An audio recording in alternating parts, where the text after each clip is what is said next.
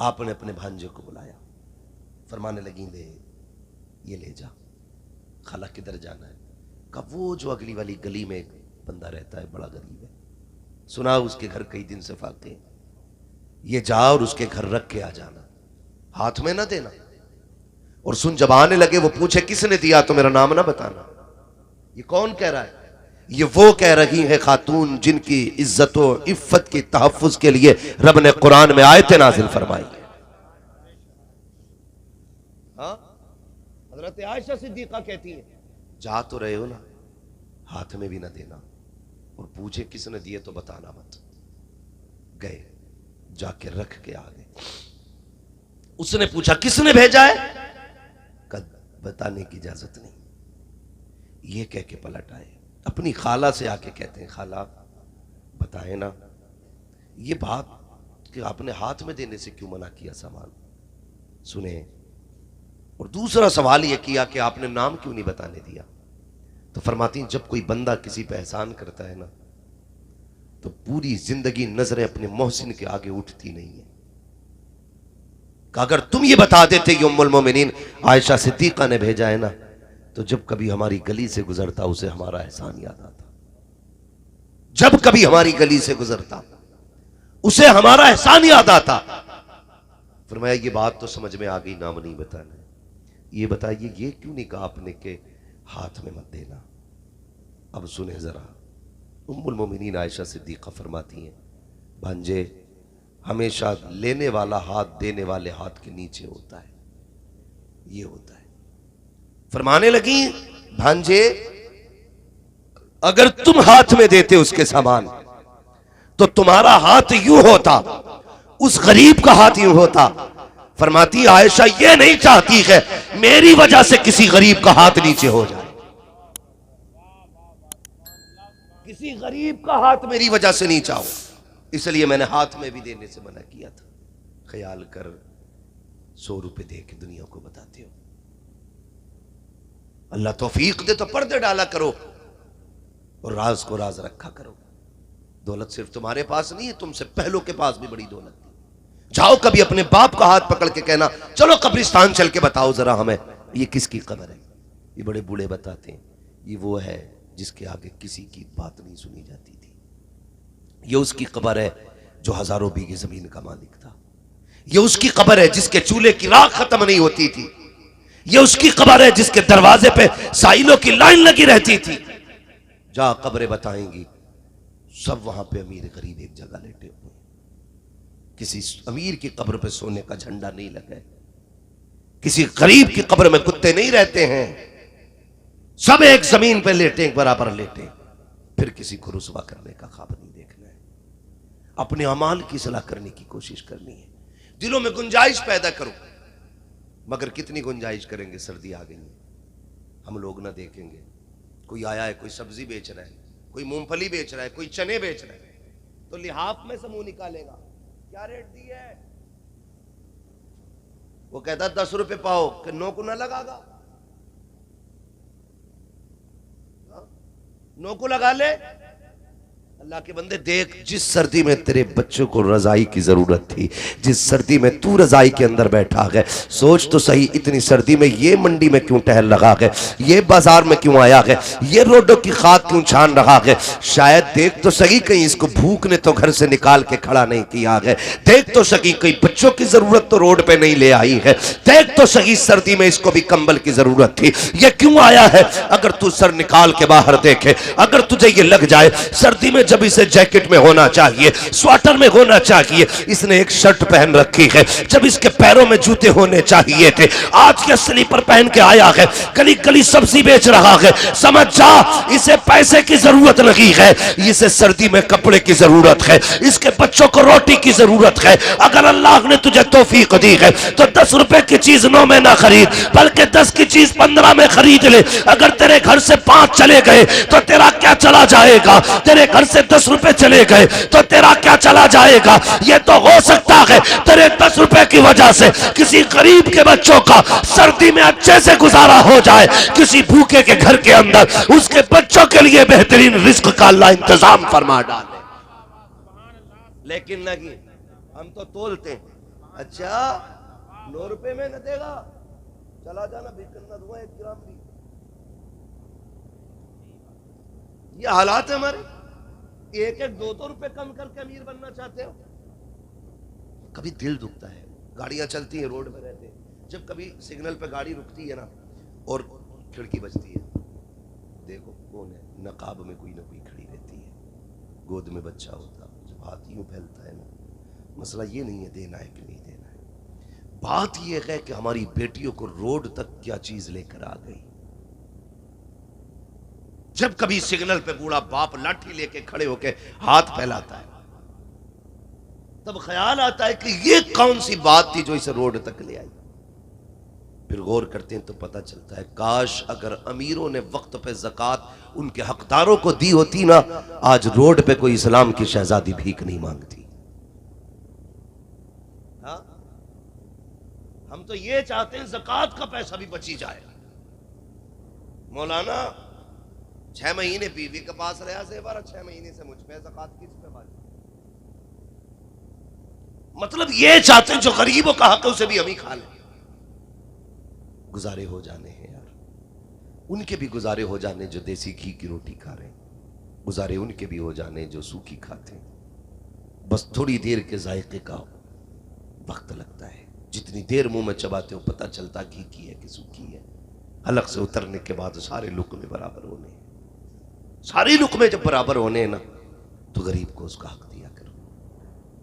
गरीब को, मैं एक मज़ार पे गया हाजिरी के लिए, नाम नहीं बताऊंगा, बहुत बड़ी बारगाह थी, बहुत बड़ा मज़ार। मैं लौटने लगा ना तो एक औरत बैठी थी बाहर गेट पे, उसने कहा ज़रा ठहरो मौलाना। मैंने कहा क्या क्या हो, ज़रा मेरी बात सुन जाओ।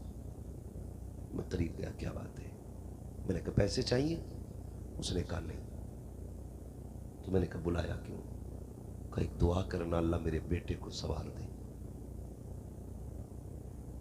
वो रोड पे बैठी है माँ, ये भी पिछले 15 दिन पहले की बात है। उसने कहा दुआ करना अल्लाह मेरे बेटे को सवार दे। मैंने कहा क्या हुआ? कहने लगा माँ को कुछ नहीं समझता है, बड़ा सितम करता है, गुजारे करने के लिए यहाँ चौखट पे पड़ी। ऐसे बेटों की जिंदगी से मर जाना बेहतर है जो खुद ऐश की जिंदगी गुजारते और माँ बाप उनके होते हुए किसी के आगे हाथ फैलाते हैं।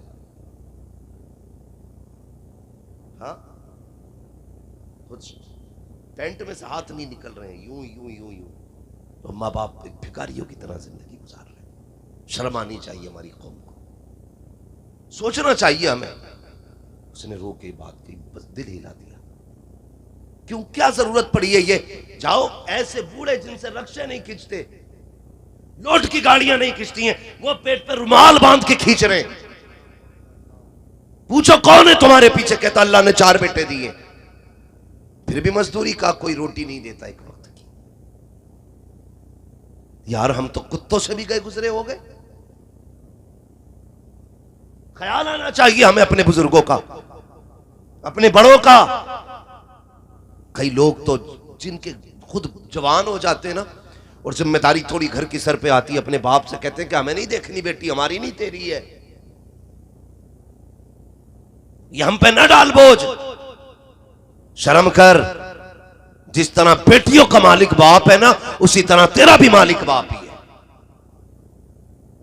बुढ़ापे में आज बाप को अकेला छोड़ देते।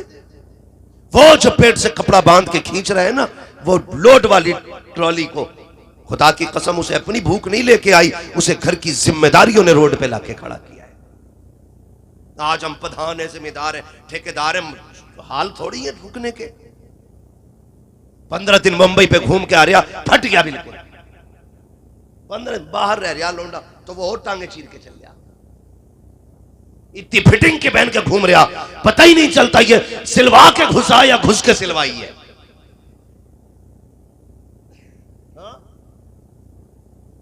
10 रुपए निकालने हो तो फिर ऐसे करके 10 रुपए के हाथ डाल लिया, जेबों में उंगली नहीं पड़ रही है। 4 दिन मुंबई का रह लिया, दिमाग आसमान पे घूम जाते हैं। जा कभी मदीने रह के देख के आ, कभी मक्के की गलियों में घूम, तुझे पता चलेगा हुकूक कैसे अदा किए जाते हैं, जिम्मेदारी कैसे निभाई जाती है, तब तुझे पता चलेगा। आओ बीवियों के पल्लू में लिपट के सोने वालों, अपनी बीवी की खुशबू में गुम जाने वालों, माँ बाप की धड़कनों को भूल जाने वालों, 4 दिन शहर की क्या खाई है, गांव की आबो हवा को भूलने वालों, तुम्हें क्या पता रिश्ते कैसे निभाए जाते हैं। एक दिन हजरत खदीजतुल कुबरा है, मेरे तेरे नबी है, अचानक हजरत हलीमा सादिया आ जाती है। जैसी घर में हलीमा सादिया आई है, हजरत हलीमा सादिया के आते ही हजरत खदीजतुल कुबरा की दौड़े लग जाती है। कभी इधर जा रही है, कभी उधर जा रही है। जब तक हलीमा सादिया रखी, हजरत खदीजतुल कुबरा बैठी नहीं थी। जब नहीं बैठी, मेरे नबी ने कहा था, हलीमा, मेरे नबी ने कहा था, खदीजा बता तो सकी, जब तक हलीमा रखी तुम क्यों नहीं बैठी थी? कहती है या रसूल अल्लाह, वो आपकी वो माँ है जिन्होंने दूध पिला के आपको पाला है।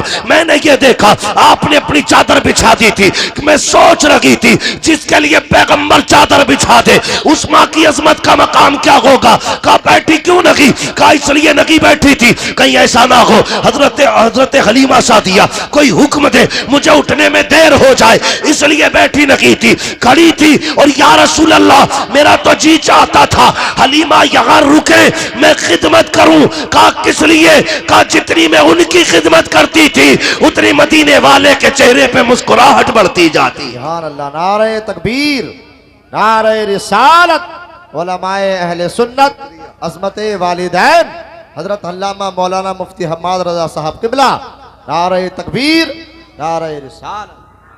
खुदारा भाई, रिश्ते मजबूत करो, रिश्ते। माँ बाप से ज्यादा कोई दुल्हन नहीं है ना? घर जाओ तो कोई ये मत कहना कि मौलवी कह के गया बीवी पर लट फेरी।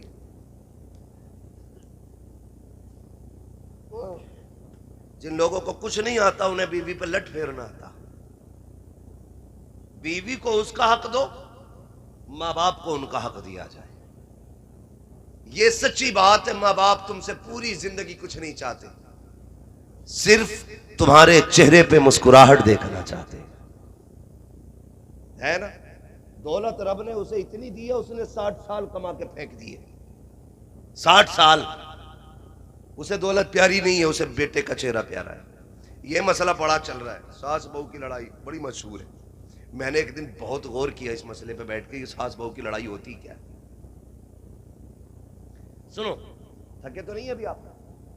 चले थोड़ा सा आगे, जरा सारे कह दें या रसूल अल्लाह। अल्लाह आपको सलामत रखे नौजवानों, बस थोड़ा सा वक्त है, तवज्जो कीजिएगा। मैं बहुत गौर करता रहा, मैंने कहा ये सास बहू की लड़ाई का मसला क्या है। मैंने कहा ये सास और बहू को गाली क्यों देती है। हमने तो ये सुना जब से लल्ला पैदा होता है ना, तब से कहती है चांद सी दुल्हन लानी है, चांद का टुकड़ा लाना है। अभी जवान नहीं होता बेटा, वो बहू ढूंढना शुरू कर देती है। और कभी कभी कहती है लल्ला मद्दन की रोंडिया कैसी है, मुझे बड़ी अच्छी लगे लल्ला। जहां जाके सुई रुक जाती है वहीं बेटे का रिश्ता कर देती है। सुने भाई, वहीं मेरी बहनें भी सुने और मेरे भाई भी मेरी बात बहुत गौर से सुने। मैं कोई चटकुले नहीं सुना रहा हूं।